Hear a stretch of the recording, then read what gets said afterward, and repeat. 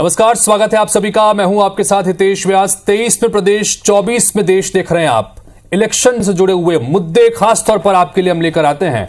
आज शुरुआत करेंगे मध्य प्रदेश से। मध्य प्रदेश में चुनाव से पहले एक बार संपर्क पर सियासी बयानबाजी इस बार चरम पर है। सिंधिया समर्थक और पीएचई राज्य मंत्री बृजेंद्र सिंह यादव ने कांग्रेस पर गुमराह करने का आरोप लगा दिया। बृजेंद्र यादव ने कहा कि जो कांग्रेस नेता बयान दे रहे हैं कि बीजेपी के कई विधायक उनके संपर्क में हैं, तो मैं कहता हूं कि जो संपर्क में हैं उन्हें ले जाएं। उन्होंने यह भी दावा किया कि 20 साल तक कांग्रेस की सरकार नहीं बनने वाली, क्योंकि कांग्रेस के पास न तो नेता है और न ही नीयत है।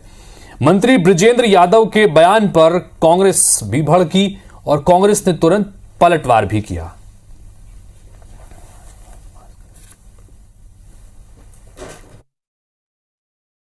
मेरे से संपर्क कैसे करेंगे? वो करते रहे ना, ठीक है, मिलते जुलते हैं, एक दूसरे से संबंध है, पर संपर्क करेंगे तो ऐसा थोड़ी है कि संपर्क करने से हम चले जाएंगे।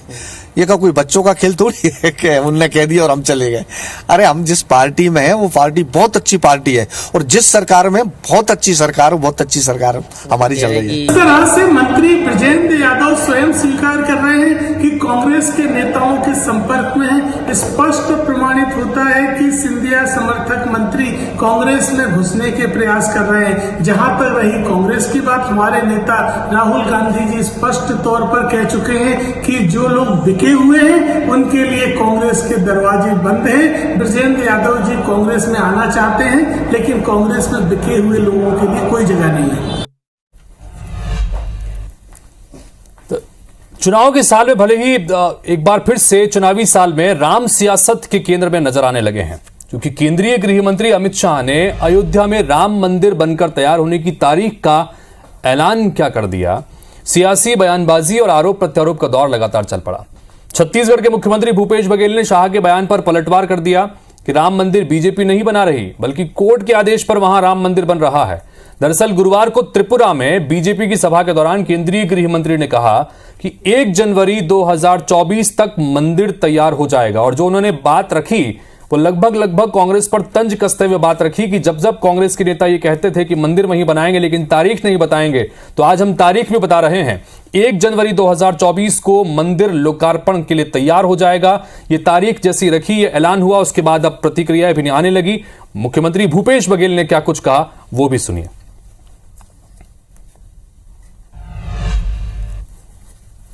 और राहुल बाबा कान खोलकर सुन लो, और सब रूम वालों आप भी टिकट करा लो। 1 जनवरी 2024 को अयोध्या में गगनचुंबी राम मंदिर वहां पर आपको तैयार मिलेगा। न्यायालय के आदेश पर बना है, कोई भारतीय जनता पार्टी ने नहीं बनाया है। यदि राम वनगमन पर्यटन पर मनाने की बात है, हमको कोर्ट ने आदेश नहीं किया, लेकिन छत्तीसगढ़ में हम बना रहे हैं। तो राम को लेकर जिस तरह से सियासी बयानबाजी हो रही है, यह तय है कि 2024 में जब देश के चुनाव होंगे तो कहीं ना कहीं सियासत के केंद्र में कहीं ना कहीं राम एक बार फिर से रहने वाले हैं। फिलहाल केंद्र सरकार की अग्निवीर योजना और सेना के बहाने बीजेपी और कांग्रेस एक बार फिर से आमने सामने हैं। दरअसल यूपी के बागपत में भारत जोड़ो यात्रा के दौरान राहुल गांधी ने विवादित बयान दिया कि केंद्र सरकार 4 साल अग्निवीर योजना के तहत जवानों को हथियार देगी और फिर 4 साल बाद जूता मारकर निकाल दिया जाएगा। राहुल के बयान पर एमपी के गृह मंत्री नरोत्तम मिश्र ने निशाना साधा। सर्जिकल स्ट्राइक को फर्जी बताने वाली कांग्रेस और उनके नेता राहुल सेना का अपमान कर रहे हैं। कांग्रेस जवाब दे कि राहुल को भारतीय सैनिकों से नफरत क्यों है। 6 महीने ट्रेनिंग करो, बंदूक पकड़ो, 4 साल रहो, फिर जूता मार के बाहर निकाल देंगे। सेना का अपमान, राष्ट्रभक्तों का अपमान, ये इनके स्वभाव में है। सर्जिकल स्ट्राइक को फर्जिकल स्ट्राइक कहने वाली कांग्रेस और उनके नेता राहुल अब अग्निवीर सैनिकों को जूते मारकर निकाल देंगे। क्या राहुल बाबा और कोई शब्द नहीं मिल रहा था आपको राजनीति करने? इस बीच चुनाव से जुड़ी एक महत्वपूर्ण खबर दिल्ली से है, जहां एमसीडी के मेयर, डिप्टी मेयर और स्थायी समिति के लिए 6 सदस्यों के चुनाव के पहले आम आदमी पार्टी के पार्षदों ने जोरदार हंगामा किया। आपके पार्षदों ने पीठासीन अधिकारी का घेराव कर दिया और धक्का मुक्की तक की नौबत आ गई। इस दौरान वे भाजपा के सदस्यों से भिड़ गए। इसके बाद चुनाव की प्रक्रिया को 1 घंटे के लिए स्थगित कर देना पड़ा। दरअसल एलजी ने मेयर चुनाव के लिए बीजेपी की पार्षद सत्या शर्मा को पीठासीन अधिकारी नियुक्त कर दिया। इस पर आम आदमी पार्टी ने आपत्ति जताई और इसके बाद पीठासीन अधिकारी ने जैसे ही एलजी के मनोनीत सदस्यों को शपथ दिलानी शुरू की तो आम आदमी पार्टी ने जोरदार विरोध करना शुरू कर दिया और इस दौरान नारेबाजी हुई, हंगामे की स्थिति तक आ गई और धक्का मुक्की तक भी सदन के भीतर ही देखने को मिला।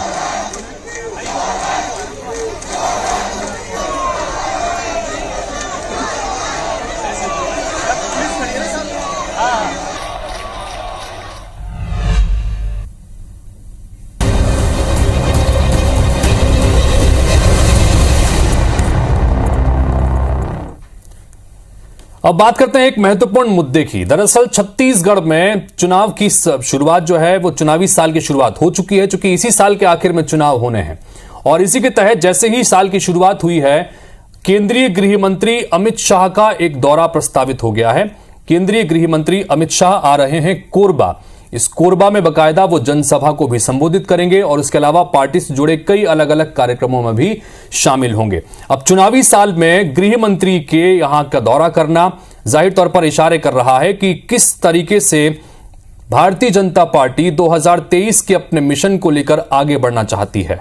साथ ही कोरबा वो सीट जहां पर लोकसभा चुनाव में भारतीय जनता पार्टी को हार का सामना करना पड़ा था, लिहाजा 2024 की रणनीति के तहत भी यहां पर अमित शाह आ रहे हैं। इसको लेकर बयानबाजी शुरू हुई। मंत्री अमरजीत भगत ने यह तक कह दिया कि शाह सिर्फ अंधेरे में हाथ पैर चला रहे हैं, उनके यहां पर आने से कोई फायदा बीजेपी को नहीं मिलने वाला। तो बीजेपी ने भी इस पर पलटवार किया है। इस पर हमारे साथ में गेस्ट जुड़ेंगे, उनसे हम चर्चा करेंगे कि कांग्रेस और बीजेपी के नेता उनके इस दौरे को किस तरह से देखते हैं। हमारे साथ में केदार गुप्ता जी जुड़ चुके हैं, भारतीय जनता पार्टी के प्रवक्ता हैं। साथ ही हमारे साथ में अटल श्रीवास्तव भी जुड़ चुके हैं, जो कि कांग्रेस पार्टी के नेता हैं। आप दोनों का बहुत बहुत स्वागत है। आपसे बातचीत को आगे बढ़ाएं उससे पहले एक छोटी सी रिपोर्ट के जरिए समझिए कि दरअसल ये जो मायना है उसके क्या मायने निकाले जाएं। जो दौरा उनका हो रहा है उसके पहले इस रिपोर्ट के जरिए समझिए।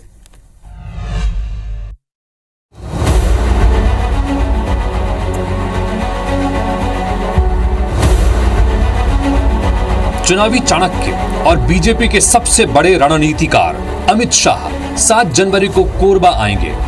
विधानसभा चुनाव से पहले शाह का दौरा काफी अहम माना जा रहा है। एक दिन के प्रवास पर शाह आकांक्षी जिलों की समीक्षा के साथ ही जनसभा को भी संबोधित करेंगे।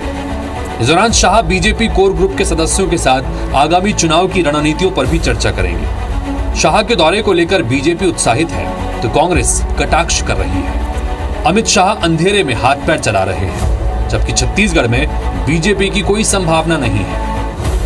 एक सांगठनिक व्यवस्था है और सांगठनिक व्यवस्था के तहत कोरबा क्षेत्र जो है उस कोरबा में आज हमारे कल गृह मंत्री जी का प्रवास है और 164 जगहों पर यह प्रवास का कार्यक्रम तय किया गया है, उसमें कोरबा भी शामिल है। छत्तीसगढ़ में जो भी आता है उसका स्वागत है। छत्तीसगढ़ अतिथियों के सत्कार के लिए जाना जाता है, लेकिन माननीय केंद्रीय गृह मंत्री अमित शाह जी अंधेरे में हाथ पैर चला रहे हैं, यहाँ कुछ संभावना नहीं है।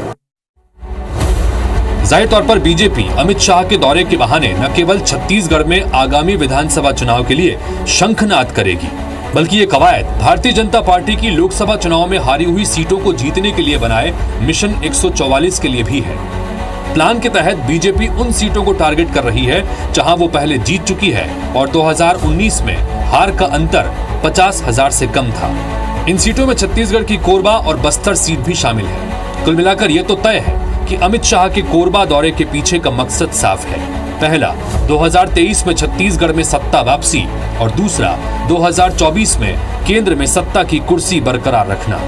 अब देखना है कि कोरबा में शाह बीजेपी कार्यकर्ताओं को क्या गुरु मंत्र देते हैं और उनका दौरा छत्तीसगढ़ बीजेपी को कितना बूस्ट कर पाता है। Election desk IBC 24।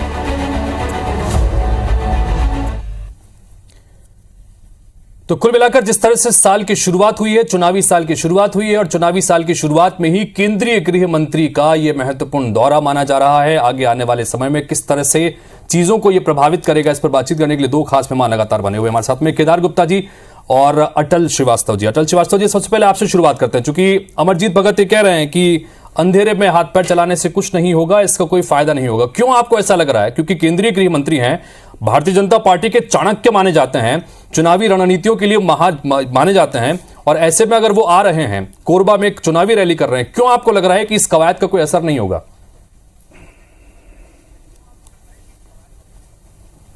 देखिए, केंद्र के माननीय केंद्रीय गृह मंत्री अमित शाह जी के जो कार्यक्रम है वो एक राजनीतिक कार्यक्रम है। कोरबा जो कि जहाँ से कांग्रेस के सांसद हैं वहाँ वो आ रहे हैं। क्रोनोलॉजी देखेंगे कि पहले ईवीएम मशीन आ गई हैदराबाद से, अभी 15 दिन पहले छत्तीसगढ़ पहुँच चुकी है।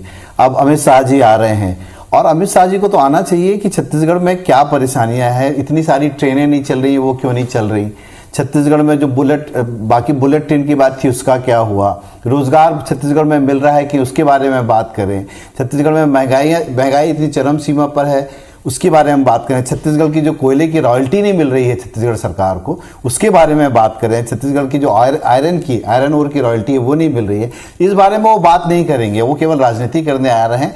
देश के गृह मंत्री हैं, छत्तीसगढ़ में नक्सल समस्या का क्या स्थिति है इसके आकलन के लिए वो कभी छत्तीसगढ़ नहीं आए, पर अब उनको चुनावी बिसात दिख रही है। क्योंकि भारतीय जनता पार्टी का काम ही है कि जब चुनाव आते हैं तो भगवान राम जग जाते हैं, भगवान राम ऊपर हो जाते हैं, और इनकी चुनावी बिसात केवल धर्म के नाम पर ही होती है, विकास के नाम पर इनकी चुनाव की बिसात नहीं होती है। आके इन विकास के मुद्दों पर कि छत्तीसगढ़ के इथेनॉल की परमिशन आज तक क्यों नहीं दे रहा है मंत्रालय।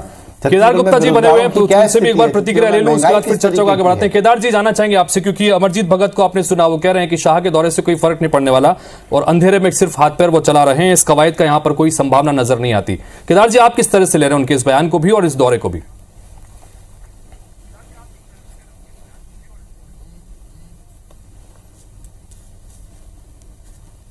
केदार जी, सुन पा रहे हैं आप मुझे?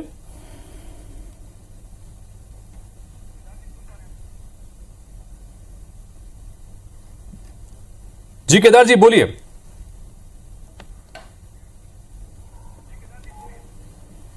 हेलो। हाँ जी केदार जी, बोलिए। अगर आप तक मेरी आवाज आ रही तो बोलिए, आपकी आवाज सुन पा रहे हैं हम। हाँ, निश्चित रूप से भारत देश के गृह मंत्री माननीय अमित शाह जी का दौरा प्रवास छत्तीसगढ़ में कोरबा में बना है, और वो सुनते ही कांग्रेस के मंत्री संतरी सबके पांव फूल गए। वो कहते हैं कि अंधेरे में पांव मार रहे हैं, हाथ पांव मार रहे हैं। अरे अंधेरे में हाथ पांव मारा जब तो कोई जेल में है, कोई बेल में है, अब तो धरती पे उतर रहे हैं, तो सोच लो और आगे क्या होगा। निश्चित रूप से छत्तीसगढ़ की जो स्थिति है, अपराध के साथ हत्या, बलात्कार, और मैं कहता हूँ दारू पीकर लोग सड़कों में अपराध कर रहे हैं, हत्याएं कर रहे हैं, वो स्थिति की समीक्षा कांग्रेस भाइयों को करना चाहिए, जो बैठकर ये बात करते हैं कि अंधेरे में, अरे उजाले में गोली चल रही है छत्तीसगढ़ में। तो अमलेश्वर में ठाए ठाए करके 5 गोली मारी और एक सोनी की हत्या कर दी, और निश्चित रूप से गला दबा।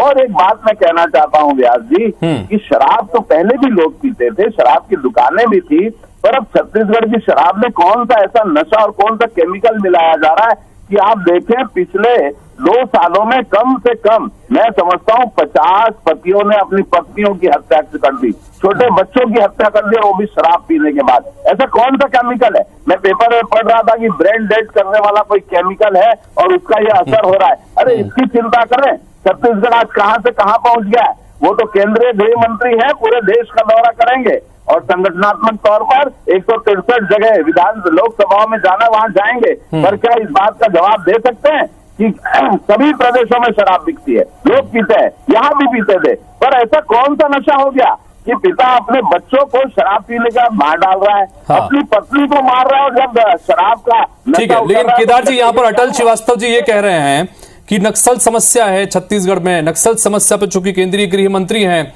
तो इस समस्या पर वो बात नहीं कर रहे हैं। उन्होंने कोयले का भी जिक्र किया कि कोयले का हमारे हक का पैसा रुका हुआ है, उसका जिक्र नहीं कर रहे हैं, और यहाँ पर आ रहे हैं तो सिर्फ चुनावी सभा के मकसद से आ रहे हैं। इस पर क्या कहेंगे केदार जी? हितेश जी, लगातार अगर केंद्र की जब से भाजपा की सरकार बनी है 2014 से, तब से लगातार आप ध्यान रखें कि मिस्टर विजय कुमार जो रक्षा सचिव है लगातार बस्तर के दौरे में आए, लगातार माननीय प्रधानमंत्री बस्तर के दौरे में आए, और आयुष्मान योजना का भी शुभारंभ किया तो बस्तर से किया। तो आते हैं तो देख रेख करते हैं, बातचीत होती है। प्रहार 1, 2 और 3 जो 2016-17 में लगातार चला, आज नक्सली बैक उठते हैं, तो केंद्र में भारतीय जनता पार्टी की सरकार है, उसके कारण आज बैकफुट पे नक्सली थे और डॉक्टर रमन सिंह जी ने दौड़ा कर प्रहार किया नक्सलियों के ऊपर जब वो बैकफुट पर है। इन्होंने तो नक्सल का बीज बोया, इन्होंने तो वहां कलकत्ता से 1966 से जो शुरू हुआ नक्सल, मैं इस पर प्रतिक्रिया लूंगा, लेकिन चूंकि लगातार पूरे देश में कांग्रेस पार्टी थी जब नक्सलवाद पूरे देश में उड़ा, और आज जब खत्म हो रहा है नक्सलवाद तो केंद्र में भारतीय जनता पार्टी की सरकार है। ये क्या कहेंगे इनके पास? इस पर मैं प्रतिक्रिया लेता हूं, जरूर लूंगा, लेकिन इसमें चूंकि हमारे साथ पॉलिटिकल रिएक्शंस भी आ रहे हैं। डॉक्टर रमन सिंह, पूर्व मुख्यमंत्री डॉक्टर रमन सिंह ने भी शाह के दौरे को लेकर और अमरजीत भगत ने जो बयान दिया है उसको लेकर क्या कहा है, एक बार सुनिए, फिर अटल जी के पास चलते हैं। आज भारतीय जनता पार्टी की तैयारी है, वो 2023 और 2024 में नरेंद्र मोदी जी को तीसरी बार प्रधानमंत्री बनाना है और छत्तीसगढ़ में भाजपा की पूर्ण बहुमत से सरकार बने।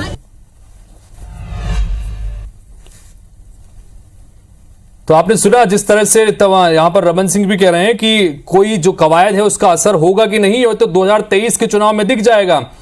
अटल जी क्या कहेंगे इसको लेकर? बड़े कॉन्फिडेंट नजर आ रहे हैं डॉक्टर रमन सिंह अपने और गृह मंत्री के इस दौरे को लेकर भी। देखिए, मैंने कहा ना कि वो संभावनाएं टुटुलने आ रहे हैं। इनके तमाम नेता, कई बार इनके प्रभारी बदल गए, तमाम नेता छत्तीसगढ़ आकर देख लिया। रमन सिंह जी अभी हर गली मोहल्ले घूम रहे हैं, कोशिश कर रहे हैं कि कुछ था मिल जाए। पर इस 4 साल की माननीय भूपेश बघेल जी की सरकार ने जो किसानों के लिए, जो आदिवासियों के लिए, जो अनुसूचित जाति के लिए, जो पिछड़ों के लिए काम किया है, उसका इनको कहीं कोई जवाब नहीं मिल पा रहा। तो अब ये बड़े लोगों को लाने की कोशिश कर रहे हैं। और अमित शाह जी का तो पहले ही मालूम है कि अमित शाह जी के आने से पहले ईडी और इनकम टैक्स पहले आ जाती है। तो हम तो इनसे यही पूछना चाहते हैं कि कौन से दबाव बनाने के लिए आए, और हम लोग डरने वाले लोग नहीं है छत्तीसगढ़ के। हम लोग पूरे चुनाव को बहुत गंभीरता से लड़ेंगे। और देखिएगा कि अभी तो ये केवल 14 सीट पर रह गए। आने वाले समय में जिस तरीके से राज्य भवन को भी उन्होंने राजनीति का अखाड़ा बना लिया, जब विधानसभा से पारित हुई चीजों को ला नहीं पा रहे हैं, तो आने वाली छत्तीसगढ़ की जनता, जहां पर 42% ओबीसी, जहां पर 32% आदिवासी, जहां पर 13% अनुसूचित जाति के लोग रहते हैं, वो बताएंगे, वो जवाब देंगे। छत्तीसगढ़ का किसान इनको जवाब देगा अमित शाह जी को कि हमारे यहाँ उत्पादित होने वाला, जो बात यहाँ पर अटल जी कह रहे हैं, कमोबेश यही कांग्रेस पार्टी के तमाम नेता कह रहे हैं कि 2024 परमिशन नहीं दे रही। 2024 तो बाद में है, पहले 2023 की चुनौती है छत्तीसगढ़ में बीजेपी के सामने। उस चुनौती से कैसे निपटेंगे? क्योंकि कहीं ना कहीं जो रणनीति है जिसके तहत यहां पर आ रहे हैं अमित शाह, वो कहीं ना कहीं लोकसभा की रणनीति जुड़ा हुआ है। तो 23 की चुनौती से कैसे निपटेंगे? देखिए, निश्चित रूप से भारतीय जनता पार्टी का संगठन पूरे जोश और जज्बे के साथ, हमारे कार्यकर्ता इस कांग्रेस सरकार की जितनी भी असफलताएं उसको जनता तक पहुंचा रहा है। और जनता त्रस्त है हितेश जी, आपसे मैं कह रहा हूं ना, 4 सालों में 7000 महिलाओं का बलात्कार हो जाता है। 7,000 उस दिन में रायपुर की अपराध की रिपोर्ट, सिर्फ रायपुर राजधानी की बता रहा हूं, 2022 की अपराध की रिपोर्ट जारी हुई, उसमें बताया गया कि 70 हत्याएं हुई। 70 सिर्फ 12 महीने में 70 हत्याएं, जो 2021 से 20% ज्यादा थी। तो आने वाले वर्ष में क्या 2023 जो चुनावी वर्ष है, तो क्या सेंचुरी की हत्याएं होगी, 100 हत्याएं होंगी? क्या सेंचुरी को आंकड़ा पार करने वाला है? ये ऐसी सरकार है, इसको कुछ करने की जरूरत नहीं, इसको तो जनता ऐसे ही फूंक मारकर उड़ाने वाली है। मुझे ऐसा लगता है कि जनता के बीच उन्होंने अपना विश्वास खो दिया है। आप देखें, धान खरीद रहे हैं, पैसा जा रहा है, अच्छी बात है, परंतु आप देखो वो पानी में सड़ रहा है, भीग रहा है आखिर, और अंदर जाम छलकाए जा रहे हैं, समाचार पत्रों में छप रहा है, न्यूज चैनलों में चल रहा है। ये सरकार कमरे में बैठकर, और मैं समझता हूं कि खाली अपने असंतोष को समाप्त करना चाहती है। माननीय टी.एस. सिंहदेव जी को कोई सुनता नहीं है। जी अटल जी, सीधा सीधा वही कह रहे हैं कि प्रदेश में अपराध लगातार बढ़ रहा है, और इससे पहले केंद्रीय मंत्री स्मृति ईरानी भी जब आई थी तो कहीं ना कहीं महिलाओं के अपराध को ही भारतीय जनता पार्टी ने प्रमुख मुद्दा बनाया था। एक बार फिर से अपराधों के संदर्भ में बात हो रही है। क्या आपको लगता है कि यह चुनौती बन पाएगा कांग्रेस के लिए? देखिए, मैं फिर कह रहा हूं कि कांग्रेस ने अभी तक जितने 5 उपचुनाव हुए सभी, अभी भानु प्रतापपुर जो कि आदिवासी बाहुल्य क्षेत्र है, वहां का उपचुनाव हुआ, जब भी हम विकास की बात करते हैं, जब भी हम किसान के हित की बात करते हैं, जब हम आदिवासियों के हित की बात करते हैं, तब भारतीय जनता पार्टी को अपराध दिखने लगता है। भारतीय जनता पार्टी के दूसरे राज्यों में कितने अपराध हो रहे हैं वो उनको नहीं दिखता है। और जहां तक बात करेंगे कि हम आपसे फिर कहना चाहते हैं कि हमने आरक्षण की बात की, छत्तीसगढ़ के लोगों के हित की बात की, छत्तीसगढ़ के आदिवासियों के हित की बात, इसके बारे में ये बात नहीं करेंगे। अभी आप देखिए कि उनको कुछ नहीं मिला तो एक नया मुद्दा बस्तर में उछाल दिया है कि वहां धर्मांतरण हो रहा है, वहां पर 2 आदिवासी समुदायों को लड़ाने का काम। भारतीय जनता पार्टी का काम केवल सांप्रदायिकता फैलाना है, कभी हिंदू मुस्लिम को लड़ाती है, कभी आदिवासी और क्रिश्चियन को लड़ाती है। भारतीय जनता पार्टी केवल यही काम करके सत्ता में आना चाहती है। विकास के मुद्दे पर बात करें कि 15 साल की सरकार जिसने शराब का सरकारीकरण किया था, केदार जी फाइनल कमेंट भी रखिएगा अपनी बात। जी केदार जी मैं आपके पास आ रहा हूं। हितेश जी, हाँ मैं आपके पास आ रहा हूं। केदार जी मेरा सवाल भी ले लीजिए, अपनी बात भी रखिएगा। मेरा सवाल 12 जुलाई कि इससे पहले भी जब पिछली बार 2018 के विधानसभा चुनाव हुए तब भी यहां पर अमित शाह ने 65+ का नारा यहां पर दिया था, लेकिन यह हो नहीं पाया, बल्कि यह उल्टा हो गया। इन सब के बीच आप जो अपनी बात रखना चाह रहे हैं वो भी रखिए। एक बार फिर से वो आ रहे हैं, रिचार्ज करना कहीं ना कहीं जाहिर तौर पर मकसद होगा, किस तरह से देखते हैं? देखिए, पहली बात तो ये जो मेरे मित्र ने धर्मांतरण की बात कही, तो 12 जुलाई 2021 को सुकमा के कलेक्टर ने सुकमा के एसपी ने लिखित रूप से एक पत्र जारी किया था कि यहाँ जो आदिवासी समुदाय बहला फुसलाकर आदिवासी भाइयों का धर्मांतरण कर रहे हैं, दोनों पक्षों के बीच में स्थिति बहुत खराब है और जो धर्मांतरित आदिवासी हैं वो जबरदस्ती आदिवासियों को फिर से ईसाई बनाने का प्रयास कर रहे हैं, जिससे आदिवासी समाज नाराज है। और कल बस्तर बंद था, भाजपा ने नहीं कराया, सर्व आदिवासी समाज ने कराया, परंतु आपने अपना ठीकरा फोड़ने के लिए हमारे नारायणपुर के भाजपा के जिला अध्यक्ष को गिरफ्तार किया। करिए, कितने लोगों को गिरफ्तार करेंगे? पर राम के नाम से और राम के भक्तों के नाम से भारतीय जनता पार्टी ऐसे आंदोलन करेगी और एक बार नहीं 100 बार जेल जाएगी। दूसरी बात 65+ समाज में आपके पिट्ठू लोग हैं। पत्र कहा था शराबबंदी करेंगे, जब महिलाओं का वोट लूट लिया, कहा था युवाओं को 2500 रुपया भत्ता देंगे, युवाओं का वोट लूट लिया। आज ठंटन गोपाल है, अब 65+ पिछले बार नहीं आया, इस बार मैं दावे के साथ कहता हूं। अरे 15 लाख कहां गए? अटल जी कहां गए? के बारे में पिछली बार 65+ नहीं हुआ, लेकिन इस बार जरूर होगा। अटल जी फाइनल कमेंट आपका। प्रधानमंत्री आवास आपने नहीं दिया। ठीक है अटल जी फाइनल कमेंट। अरे मैं कह रहा हूं भारतीय जनता पार्टी को छत्तीसगढ़ के किसान, छत्तीसगढ़ के आदिवासी, छत्तीसगढ़ की अनुसूचित जाति के लोग 5 सीटों में समेट के रख देंगे। और कोरबा दौरा जो अमित शाह जी का है वो अडानी की खदानों की तरफ जाता है कि अडानी की खदानों को एनओसी कैसे मिलेगा, इसलिए वो कोरबा आ रहे हैं। चलिए, कुल मिलाकर वार पलटवार यहां पर जमकर हो रहा है और बीजेपी की तरफ से दावा किया जा रहा है कि पिछली बार 65+ का नारा पूरा नहीं हो पाया, लेकिन इस बार जरूर वो पूरा करेंगे। तो कांग्रेस से कह रही है कि पिछली बार 15 सीट जीती थी बीजेपी ने, इस बार वो और सीटें कम होने जा रही है। बहरहाल आप दोनों का बहुत बहुत शुक्रिया चर्चा में शामिल होने के लिए, अपनी बात रखने के लिए। तो कुल मिलाकर अमित शाह आ रहे हैं और उनके आने से पहले ही जिस तरह से सियासी बयानबाजी हो रही है, जाहिर तौर पर आप अंदाजा लगा सकते हैं कि चुनावी साल की शुरुआत में उनका दौरा आगे आने वाले समय में सियासत को किस तरह से प्रभावित करेगा। निगाह आपके साथ हमारी भी बनी रहेगी। फिलहाल इस बुलेटिन में इतना ही। नमस्कार।